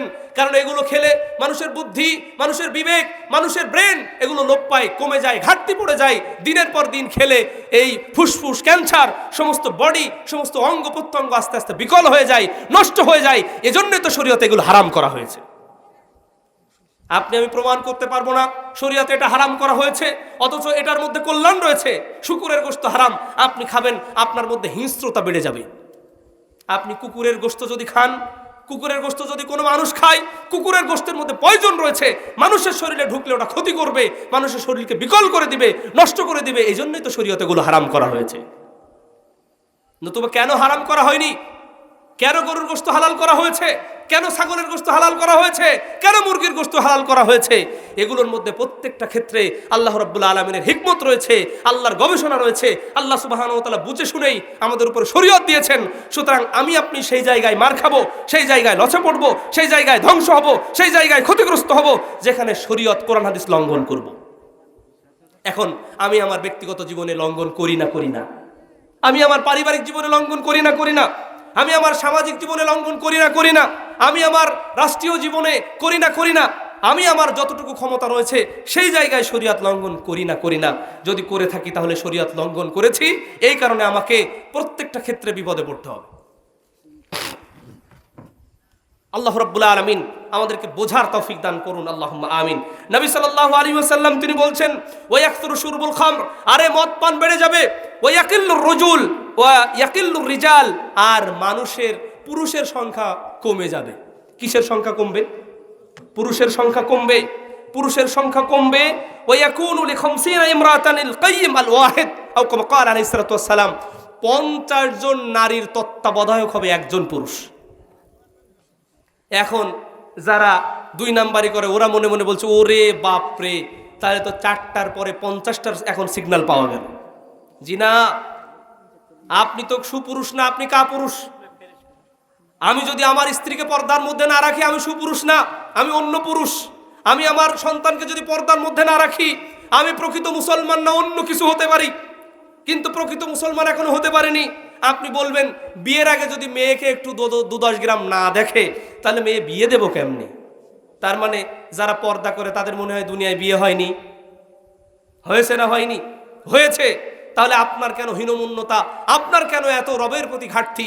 আপনার কেন এত ইমানের ঘাটতি রয়েছে? আপনার আমার এই ইমানকে আল্লাহ রাব্বুল আলামিন মজবুত করে দিন, আমিন ইয়া রাব্বাল আলামিন। 50 জন নারীর তত্ত্বাবধায়ক হবে একজন। এ হাদিসের দ্বারা এটাই প্রমাণিত হয়, মুহাদ্দিসিনে কেরাম এ হাদিসের ব্যাখ্যা এইভাবেই দিয়েছেন, শেষ জামানায় যুদ্ধ বিগ্রহ বেড়ে যাবে। এজন্যই যুদ্ধ বিগ্রহ করে পুরুষরা যুদ্ধ করতে করতে এই পক্ষ ওই পক্ষ মারামারি করতে পুরুষের সংখ্যা কমে যাবে, নারীরা থাকবে বেশি। আবার শেষ জামানায় এমন হবে, মেয়ের সংখ্যা আল্লাহ রাব্বুল আলামিন সৃষ্টিগতভাবে বৃদ্ধি করে দিবেন। আবার এই 50 দ্বারা যেটা বোঝানো হয়েছে সেটা হচ্ছে আধিক্যতা। আরবিতে 70, 27, 25, 69, 70 এই যে গুণগুলো বলা হয়েছে, 50 বছর, 50,000 বছর, এগুলো সব মুবালাগা, এগুলো সব আধিক্যতা দেওয়ার জন্য বোঝানো হয়েছে। মানে পুরুষের সংখ্যা অধিক কমে যাবে, নারীদের সংখ্যা অধিক বেড়ে যাবে। নারী যখন বাড়বে তখন ফিতনা ফারাজ বাড়বে না কমবে? নারীও বাড়বে, ফিতনাও বাড়বে। নবী করিম সাল্লাল্লাহু আলাইহি ওয়াসাল্লাম তিনি বলছেন, মা তারাকতু বাদি আশাদ্দু ফিতনা লিররিজাল আন নিসা কামা ক্বালা আলাইহিস সালাতু ওয়াস সালাম, আমি নারীদের মানে পুরুষদের জন্য যত ফিতনা রেখে যাচ্ছি, সব থেকে বড় ফিতনা হচ্ছে কোন ফিতনা? নারীর ফিতনা। নারীর ফিতনা। নারীর খপ্পরে যে পুরুষ পড়বে, ওর দিনও যাবে, দুনিয়াও যাবে, ও ইজ্জতও যাবে, টাকাও যাবে, সব যাবে। গ্রামে যদি কারোর যেয়ে থাকে তাহলে হিসাব করে দেখেন, এলাকায় যদি যেয়ে থাকে দেখেন, ওই আপনার কানে, আপনার খবরের পত্রিকায়, সংবাদপত্রে যদি কারোর যেয়ে থাকে তাহলে সেই বুঝতে পারবে। তবে রাস্তা আছে, তওবা করুন আল্লাহর কাছে, রাস্তা আছে, তওবা করুন আল্লাহর কাছে। আল্লাহ আমাদের হেফাজত করুন, আল্লাহুম্মা আমিন। আমরা বলছিলাম, মানুষ ইয়াবিউ রাজুলু দীনাহু বিআরাদিম মিনাদ দুনিয়া, একজন ব্যক্তি যদি তার দিনকে বিক্রি করে দেয়, দুনিয়া ইনকাম করে নেয়, তাহলে এই ব্যক্তি ফিতনার মধ্যে থাকবে। এই ব্যক্তি ফিতনার মধ্যে থাকবে। আপনি আমি যদি বলি ফিতনা কেমন, আল্লাহ নবী সাল্লাল্লাহু আলাইহি ওয়াসাল্লাম বলছেন, ফিতনাটা ওইভাবে আসবে যেভাবে বৃষ্টির ফোঁটা আসে, ওইভাবে তোমাদের উপরে ফিতনা চলে আসবে। সুতরাং তোমরা তার পূর্বে সতর্ক এবং সাবধান হবে। তোমরা তার পূর্বেই সতর্ক এবং সাবধান হবে, সতর্ক এবং সাবধান হবে, তোমরা আমলের প্রতি দ্রুতগামী হবে। নবী করিম সাল্লাল্লাহু আলাইহি ওয়াসাল্লামের সাহাবারা আমলের প্রতি কেমন অগ্রগামী ছিলেন। নবী করিম সাল্লাল্লাহু আলাইহি ওয়াসাল্লাম যুদ্ধের কথা বলছেন, বলতে বলতে এমত অবস্থায় সাহাবীর বাসর রাত হয়েছে, সাহাবী বাসর ঘর থেকে অবগত হয়েছেন যুদ্ধের দামামা বেজে উঠেছে। তিনি ওই অবস্থাতে আছেন, তিনি এখনো তার ফরজিয়াত আদায় করতে পারেননি, অর্থাৎ গোসল করতে পারেননি। তারপরে এমন হয়েছে নবী করিম সাল্লাল্লাহু আলাইহি ওয়াসাল্লাম ডাক দিয়েছে, ডাক শুনে সবকিছু ছেড়ে দিয়ে ওই অবস্থায় তিনি চলে গেছেন। এরপরে আল্লাহ রাব্বুল আলামিন তাকে শহীদ করে দিয়েছেন, পরবর্তী তাকে গোসল করানো হয়েছে। আল্লাহ রাব্বুল আলামিনের নবী মুহাম্মদ সাল্লাল্লাহু আলাইহি ওয়াসাল্লাম যুদ্ধের ডাক দিয়েছেন, সাহাবায়ে কেরাম এভাবে ছুটে চলে গেছেন। এক সাহাবীর ঘটনা এভাবে ঘটেছে, সহিহ মুসলিমের মধ্যে হাদিস এসেছে। আল্লাহ নবী সাল্লাল্লাহু আলাইহি ওয়াসাল্লাম তিনি বলছেন, শোনো, যুদ্ধের দামামা বেজেছে, এখনই মুসলমানদেরকে রক্ত দিতে হবে, এখনই তোমাদেরকে আল্লাহর রাস্তায় জীবন দিতে হবে, আল্লাহর রাস্তায় তোমাদেরকে সংগ্রাম করতে হবে। তখন সাহাবায়ে কেরামের হাতে, সাহাবাদের হাতে রয়েছে খেজুরের কিছু টুকরা, সাহাবী ছুঁড়ে ফেলে দিলেন। তিনি বলছেন, আল্লাহ নবী সাল্লাল্লাহু আলাইহি ওয়াসাল্লাম বলে দিয়েছেন যুদ্ধ যেতে হবে, পেলেই পৃথিবী থেকে বিদায় নিলেই শাহাদাত, সুতরাং এই খেজুর খেতে গেলে সময় নষ্ট হবে। খেজুর ছুঁড়ে ফেলে দিয়েছেন, দিয়ে সাহাবী যুদ্ধে গেছেন। নবী সাল্লাল্লাহু আলাইহি ওয়াসাল্লাম বলছেন, ফাকাতালা ওয়া কুতিলা, সে লড়াই করেছে, অতঃপর শহীদ হয়েছে। আল্লাহ নবী সাল্লাল্লাহু আলাইহি ওয়াসাল্লাম বলছেন, আমিলা কালিলাউ ওয়া উজিরা কাসিরা, এই সাহাবী আমল করেছে অল্প, ও এখনো সালাত আদায় করেনি, ও সিয়াম পালন করেনি, ও যখন ডাক দিয়েছি তখনই চলে এসেছে, তখনই যুদ্ধের ময়দানে চলে গেছে, ইসলামকে প্রতিষ্ঠা করার জন্য রাসূলের ডাকে আহ্বানে সাড়া দিয়েছে, আল্লাহর দ্বীনকে প্রতিষ্ঠা করার জন্য কাজ করেছে, তখনই চলে গেছে। নবী সাল্লাল্লাহু আলাইহি ওয়াসাল্লাম বলছেন, ও আমল করেছে অল্প, কিন্তু প্রতিদান আল্লাহর কাছে পেয়েছে অনেক বেশি। সুতরাং প্রিয় ভাই বোন, যারা মাইকের আওয়াজ শুনছেন, আমাদের উচিত হবে এই সময়ের মধ্যে ফিতনা চারিদিক থেকে আমাকে আপনাকে আষ্টে পিষ্টে ধরবে। শয়তান আমাকে আপনাকে এসে বলবে, অত কি সালাত পড়ে লাভ আছে, তুই এটা ব্যবসায় সময় দে। আরে অত পর্দা করে লাভ আছে নাকি, পর্দা অত করা লাগবে না। আরে তুই মহিলা মানুষ, স্বামীর সংসারে আসিস, ব্যাস হাঁস পালন, মুরগি পালন, সন্তান পালন, স্বামীর খেদমত, এগুলো দিলেই হবে। আর কবরে গেলে বলবি স্বামীর এই করছিলাম ওই করছিলাম, এটাও তো জান্নাতের আমল। কিন্তু সালাত ওই মহিলা পড়েনি, সালাত আদায় করেনি, হাঁস পালন করে, মুরগি পালন করে, আরে কোন জায়গা থেকে গাছের ছাগলের পাতা পেড়ে নিয়ে আসে, গরুর ঘাস কেটে নিয়ে আসে। কিন্তু আল্লাহ যে এত কিছু দিচ্ছেন, আল্লাহর জন্য একবার ওই নারীরা, ওই মহিলারা চিন্তা করে না, এই গরুতে বরকত দিলে দিবেন আল্লাহ, ছাগলে বরকত দিলে দিবেন আল্লাহ, সংসারে বরকত দিলে দিবেন আল্লাহ। সুতরাং 5 ওয়াক্ত সালাতটা তো টাইম মতো পড়ি, আর আল্লাহর কাছে দোয়া করি, রব্বানা আতিনা ফিদ দুনিয়া হাসানা ওয়া ফিল আখিরাতি হাসানা ওয়া কিনা আযাবান নার। হে আমাদের রব, আপনি দুনিয়াতে কল্যাণ দিন, আখিরাতেও কল্যাণ দিন, ওয়া কিনা আযাবান নার, জাহান্নামের আযাব থেকে আপনি রক্ষা করুন। আর আরবি পারে না, সালাতের পরে নিজে নিজে আল্লাহর কাছে বলছে, আল্লাহ আমার হায়াতে বারাকা দান করো, আমার রিজিকে বারাকা দান করো, আমার স্বামীর রিজিকে বারাকা দান করো, সন্তানগুলো ঠিকঠাক রাখো, সন্তানগুলো যেন ইসলামের পথে থাকে, তারা যেন 5 ওয়াক্ত সালাত আদায় করে। এইভাবে শেষ রাতে কান্না করা, আর সালাতের পরে কান্না করা, সালাতের মধ্যে না পারলে বাহিরে ভিতরে যেভাবে হোক, যেভাবে শরীয়ত এসেছে ওইভাবেই আল্লাহর কাছে ক্রন্দন করা, আল্লাহর কাছে চাওয়া, তবেই না আমার আপনার দিন ঠিক হবে, দুনিয়াও ঠিক হবে। আল্লাহ রাব্বুল আলামিন দুনিয়াতে আমাদের কল্যাণ দিয়ে দিবেন, দুনিয়াতে কল্যাণ দিবেন। আমি আপনি কল্যাণ বুঝি না, আমি আপনি কিসে কল্যাণ রয়েছে কল্যাণ বুঝি না, এই জন্য আমি আপনি কল্যাণও বুঝি না, বোঝার চেষ্টাও করি না, কল্যাণও যে পাই না। এখন যদি আমি আপনি মনে করি, না ও তো সালাত পড়ে না, ওর ধান তো 22 বস্তা হয়, আর আমার কুড়িয়ে কাড়িয়ে ওই তো 10 বস্তা 12 বস্তা হয়, এটা কেমনে হয় মেনে নিতে পারি না, মেনে নিতে কষ্ট হয়। ওটার মধ্যে কল্যাণ রয়েছে, ওটার মধ্যে কল্যাণ রয়েছে। এই জন্যে আদতিভাবে, স্বভাবগতভাবে আমরা বলেই বসি, আল্লাহ যা করেন ভালোর জন্যই করেন, বলি না আমরা কথাটা? এটাই হচ্ছে বাস্তব কথা।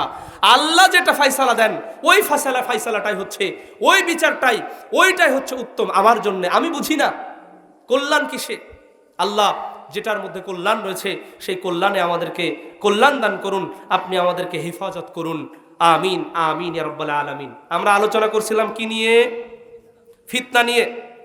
আল্লাহ নবী সাল্লাল্লাহু আলাইহি ওয়াসাল্লামের প্রখ্যাত সাহাবী হুযায়ফা আল ইয়ামান রাদিয়াল্লাহু তাআলা আন, তিনি হাদিস বর্ণনা করেছেন। হাদিসটি এসেছে সহিহুল বুখারীতে। নবী করিম সাল্লাল্লাহু আলাইহি ওয়াসাল্লাম তিনি বলেছেন, ফিতনাতুর রজুলি ফি আহলিহি ওয়া মালিহি ওয়া ওয়ালাদিহি ওয়া জারিহি। একজন ব্যক্তির জন্য তার ফিতনা হচ্ছে তার পরিবার, একজন ব্যক্তির জন্য তার ফিতনা হচ্ছে তার মাল সম্পদ, একজন ব্যক্তির জন্য তার ফিতনা হচ্ছে তার সন্তান, একজন ব্যক্তির জন্য তার ফিতনা হচ্ছে তার প্রতিবেশী। আপনার আমার জন্য, আমার পরিবার, আহাল বর্গ, আমার স্ত্রী, আমার সন্তান আমার জন্য ফিতনা হবে যদি তাদেরকে আমি সঠিকভাবে পরিচালিত করতে না পারি। বাড়িতে পর্দা নাই, বাড়িতে আছে কি সিরিয়ালের বৈশিষ্ট্য, ওই যে টেলিভিশনের কি কি সিরিয়াল হয়, ইন্ডিয়ান সিরিয়াল, ওগুলোতে পৃথিবীর কোনো মানুষ কি বলবে নাকি ওকে সওয়াব আছে? বলবে না। কিন্তু আমি সুপুরুষ না, আমি ওই যে বললাম একটু আগে, আমি কাপুরুষ, আমার গায়ে রক্ত নাই, আমার গায়ে পুজ আছে, এজন্য আমি কি করি, আমার বাড়িতে আমি আমার স্ত্রীকে সাইজ করতে পারি না। সাইজ করা বলতে শুধু স্ত্রীকে পিটায়েন না, সাইজ করা বলতে তাকে যা যতটুকু দেওয়ার ততটুকু দেওয়ার চেষ্টা করা এবং তাকে বোঝানো, সাথে সাথে আল্লাহর কাছে চাওয়া, আল্লাহ এই স্ত্রী যেন আমার জান্নাতের কারণ হয়, এই সন্তান যেন আমার জান্নাতের কারণ হয়, এই পরিবার যেন আমার জান্নাতের কারণ হয়। আল্লাহ নবী সাল্লাল্লাহু আলাইহি ওয়াসাল্লাম বলছেন, একজন ব্যক্তির জন্য ফিতনা হচ্ছে তার পরিবার, তার সম্পদ। আল্লাহ রাব্বুল আলামিন তিনি বলছেন, ওয়ালামু, তোমরা জেনে রেখো, ইন্নামা আমওয়ালুকুম, নিশ্চয়ই তোমাদের সম্পদ, ওয়া আওলাদুকুম, নিশ্চয়ই তোমাদের সন্ততি, ইন্নামা আমওয়ালুকুম ওয়া আওলাদুকুম, নিশ্চয়ই তোমাদের সন্তান, নিশ্চয়ই তোমাদের সম্পদ, এটা তোমাদের জন্য ফিতনার বস্তু। ওয়া আন্নাল্লাহা ইনদাহু আজরুন আযীম, আল্লাহর কাছে রয়েছে তোমাদের মহাপ্রতিদান। সুতরাং সন্তানের জন্য কি রেখে যাওয়া, শুধু ওই চিন্তাই করো না, কবরের চিন্তা একটু করো, আখিরাতের চিন্তা একটু করিও, পরকালের চিন্তা একটু করিও, রবের চিন্তা একটু করিও, যে এই রব তোমাকে এত কিছু দিচ্ছেন, সেই রবের চিন্তা একটু তুমি করিও, তুমি ওই আখিরাতের চিন্তা করিও। তোমার যে আমল আছে কবরে এটা পাড়ি দিতে পারবে কিনা, তোমার যে আমল আছে জান্নাতে যেতে পারবে কিনা, তোমার যে আমল আছে রবের সন্তুষ্টি আদায় হচ্ছে কিনা, তোমার যে আমল এটা রাসূলের তরিকায় হচ্ছে কিনা, এগুলো একটু স্মরণ করিও বান্দা। ফিতনাতুর রাজুলি ফি আহলিহি ওয়া মালিহি ওয়া ওয়ালাদিহি ওয়া জারিহি, একজন ব্যক্তির জন্য প্রতিবেশীও ফিতনা, প্রতিবেশীও ফিতনা। জিবরিল আমিন বলছেন, আল্লাহ নবী সাল্লাল্লাহু আলাইহি ওয়াসাল্লাম বলছেন, জিবরিল আমিন প্রতিবেশীর ব্যাপারে আমাকে এত বলেছে, মনে হয় যেন প্রতিবেশী আমার সম্পদে অরিশ হয়ে যাবে। তার মানে প্রতিবেশী কত গুরুত্বপূর্ণ, অথচ এই প্রতিবেশী আপনি কি করেন, আপনার জমির আইলটা ঠেলতে ঠেলতে প্রতিবেশীর 5 কাঠা আপনি 4 কাঠা করে ফেলেছেন। আপনি জালেম, আপনি জমির দলিল জাল করেছেন। আপনি দেখেন না, এর আগে যত গৃহস্থ ছিল, ধনী মানুষ ছিল, ও সব 2 নম্বরে 3 নম্বরে অধিকাংশ করছে। আর একজনের জমির দাল হয়তোবা অভাবের তাড়নায় বলেছে, ভাই আমার অমুক জায়গায় একটা জমি আছে, তুমি এই জমিটা একটু কিছুদিন মানে আবাদ করো, আর আমার কিছু আটা দাও, গম দাও। আটাও দিয়েছে, গমও দিয়েছে, আবাদ করতে গেছে, পরবর্তীতে বলছে, তোর কিসের জমি রে, ওই জমি তো আমার কাছে তুই বিক্রি করে দিয়েছিস। এই ঘটনা আপনি দেখেন তায়ের পরে বহু ঘটেছে। জমির কেস এই জন্য 40 বছর ধরে চলছে, 60 বছর ধরে চলছে। ওরে 45 বছর পরে রাজশাহী শহরে একটা জমির ফাইসালা এসেছে, মানে যারা লড়েছে তারা পৃথিবী থেকে বিদায় নিয়েছে, 3rd জেনারেশনে সে ওটা ভোগ করছে। এটা হচ্ছে বাংলাদেশের আইন শাসন, এটা হচ্ছে ফিতনা। আল্লাহ নবী সাল্লাল্লাহু আলাইহি ওয়াসাল্লাম তিনি বলছেন, মান কানা ইউমিনু বিল্লাহি ওয়াল ইয়াউমিল আখির, যদি কেউ পরকালের প্রতি বিশ্বাস রাখে, আল্লাহর প্রতি ঈমান আনে, ফাল ইউকরিম লিজারিহি, সে যেন তার প্রতিবেশীর প্রতি হক আদায় করে। প্রতিবেশীর যে হক, সেই হক যেন সে দিয়ে দেয়। আপনার প্রতিবেশীর হক কেমন? আয়েশা রাদিয়াল্লাহু তাআলা আনহাকে নবী সাল্লাল্লাহু আলাইহি ওয়াসাল্লাম বলছেন, আয়েশা, যখন বাড়িতে ওই ছাগলের খুর রান্না করা হবে, পায়ের খুর, তখন তুমি আয়েশা একটু ঝোল বাড়িয়ে দিও, আয়েশা ঝোল বাড়িয়ে দিও, তাহলে প্রতিবেশীর বাড়িতে পৌঁছে দিও। আপনি খাচ্ছেন অনেক কিছু, প্রতিবেশী না খেয়ে আছে, আপনার আমার উচিত হবে প্রতিবেশীর বাড়িতে কিছু পাঠানো। তুলেছেন লেট করে, ওয়াজ হবে সারা রাত, রাজি আছেন? হ্যাঁ,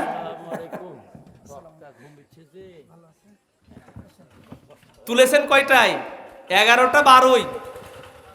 এই সময় তো আমরা ওয়াজ করতে পারি না, তারপরও করতেছি ঠেলে ঠুলে, জুলুম করে। জুলুম আর বেশি সময় করব না। আল্লাহ নবী সাল্লাল্লাহু আলাইহি ওয়াসাল্লাম বলছেন যে ফিতনাতুর রাজুলি ফি আহলিহি ওয়া মালিহি ওয়া ওয়ালাদিহি ওয়া জারিহি, একজন ব্যক্তির জন্য ফিতনা হচ্ছে তার মাল, একজন ব্যক্তির জন্য ফিতনা হচ্ছে তার পরিবার, একজন ব্যক্তির জন্য ফিতনা হচ্ছে তার সন্তান, একজন ব্যক্তির জন্য ফিতনা হচ্ছে তার প্রতিবেশী। ওয়া তুকাফিরুহা সলাতু ওয়াস সিয়ামু ওয়াজ যাকাতু ওয়াল আমরু বিল মারুফি ওয়ান নাহয়ু আনিল মুনকার। আরে এটা সালাত যদি আদায় করা হয় তাহলে ছোটখাটো ফিতনা, ছোট পাপ চলে যায়। আবার যদি সালাত আদায় করা হয়, সিয়াম পালন করা হয়, যাকাত দিলে মালের ফিতনা চলে যায়, যাকাত দিলে মালের ফিতনা চলে যায়, যাকাত দিলে মালের মধ্যে যে ফিতনা রয়েছে এটা চলে যায়। আর যদি আপনি সৎ কাজের আদেশ দেন, অসৎ কাজ থেকে মানুষকে নিষেধ করেন, আপনি সমাজের নেতা, আপনি ইমাম সাহেব, আপনার কথা কেউ কেউ শোনে, আপনি সমাজে খারাপ কাজ হতে দিবেন না।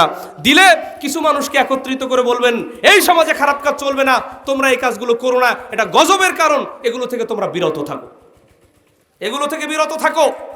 তাহলে আপনি ফিতনা থেকে বেঁচে যাব। সব শেষে মৌলিক বিষয় হচ্ছে ফিতনা থেকে বাঁচার অনেকগুলো আমল আছে।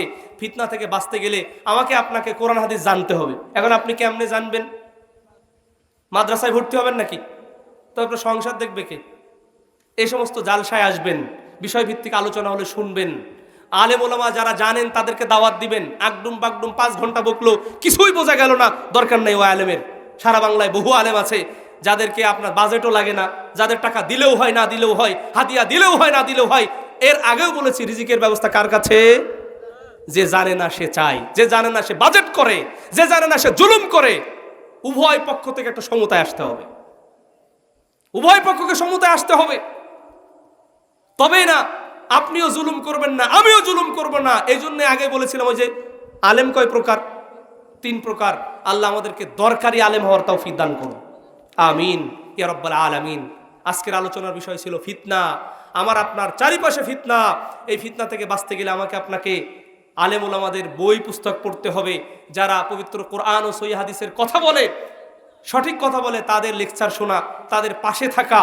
যদি সংগঠন থাকে পবিত্র কোরআন ও সহিহ হাদিসের কোনো সংগঠন, হুযায়ফা রাদিয়াল্লাহু তাআলা আন তিনি বলছেন সাহাবারা শুধু কল্যাণের কথা জিজ্ঞাসা করত, আর আমি ওই কল্যাণের পরে যে অকল্যাণ আসবে তখন কিভাবে কি করব, হে আল্লাহর নবী আমি তখনকার আমল একটু বলে দেন না। নবী সাল্লাল্লাহু আলাইহি ওয়াসাল্লাম ডান পাশে কে ওয়াজ করছেন, মাইকের এখানে আসেন, আপনার ওয়াজ শোনা হবে। ডান পাশে কথা বলেন না, হ্যালো। আপনি তো বক্তা, তাহলে এখানে চলে আসেন, আমরা শুনবো। বুঝেন না কেন? ওরে ভাই চুপ করেন, আস্তাগফিরুল্লাহ পড়েন। বুঝে না, না বুঝে এই কাজ করছে। কি বলছিলাম আমরা? হুযায়ফা রাদিয়াল্লাহু তাআলা আন তিনি বলছেন যে সাহাবারা এইভাবে জিজ্ঞাসা করতো, আমি বলতাম হে আল্লাহর নবী সাল্লাল্লাহু আলাইহি ওয়াসাল্লাম এই ফিতনার পরে ওই সময় আমরা কিভাবে জীবন যাপন করব, কিভাবে কি করব। নবী সাল্লাল্লাহু আলাইহি ওয়াসাল্লাম তখন বলতেন যে তালজামু জামাআতাল মুসলিমিনা ওয়া ইমামাহুম। হুযায়ফা তুমি মুসলিমদের জামাতকে এবং তাদের ইমামকে আঁকড়ে ধরবা।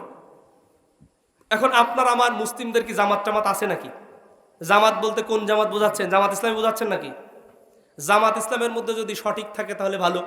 আর যদি জামাত ইসলামের মধ্যে যদি বলে এরকম কেউ কথা যে ভাই আগে তো ঠিকই ছিল ওই বৈশাখ এখন হালাল বৈশাখ, ও আগে শহীদ মিনারে ওগুলো হারাম ছিল, কিন্তু এখন শহীদ মিনারে ফুল দিলে এটা দেশীয় আচার হয়। আস্তাগফিরুল্লাহ। ও তাহেরপুরে আছে না বিশাল একটা শহীদ মিনার, কতগুলো জায়গা নিয়ে আসছে না?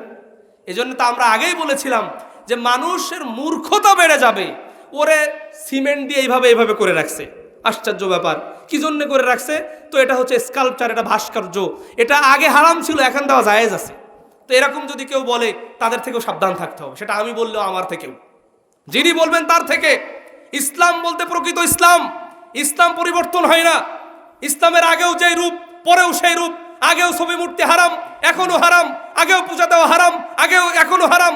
আগেও পয়লা বৈশাখ হারাম, এখনো হারাম। আগেও ফুল দেওয়া হারাম, এখনো হারাম। আগেও যে কোরআন এখনো সেই কোরআন, আগেও যে সহিহ হাদিস এখনো সেই হাদিস। এটার নাম হচ্ছে সহিহ হাদিস, এটার নাম হচ্ছে পবিত্র কোরআন ও সহিহ হাদিস। এই কথা যদি কোনো জামাতের লোক বলে, এই কথা যদি কেউ বলে, যদি কোনো আমির বলে, প্রফেসর ডক্টর মোহাম্মদ আসাদুল্লাহ আল গালিব যদি বলে থাকে, যদি পবিত্র কোরআন ও সহিহ হাদিসের কাছাকাছি হয়ে থাকে, তাহলে আপনার আমার উচিত হবে তাদের সঙ্গ দেওয়া, ভালো কাজে সহযোগিতা করা। আর যদি না হয় তাহলে তাহলে আপনাকে আমাকে, ওই হাদিসে বলা হয়েছে হুযায়ফা রাদিয়াল্লাহু তাআলা যদি আমি মুসলিমদের জামাতও না পাই, ইমাম সাহেবকেও না পাই, আমিরও না পাই, তাহলে কি করব? হুযায়ফা রাদিয়াল্লাহু তাআলা আনহুকে নবী সাল্লাল্লাহু আলাইহি ওয়াসাল্লাম বলছেন ঠিক আছে তাহলে তুমি জঙ্গলে চলে যাবে, গাছের শিকড় আঁকড়ে ধরবে। অন্য হাদিসে বলা হয়েছে তুমি ছাগল মেষ পাল এগুলো নিয়ে চলে যাবে, ওখানে ছাগল লালন পালন করবে, ওখানে জীবনটা শেষ করে দিবে। ওই সময় এখনো আসেনি ভাই।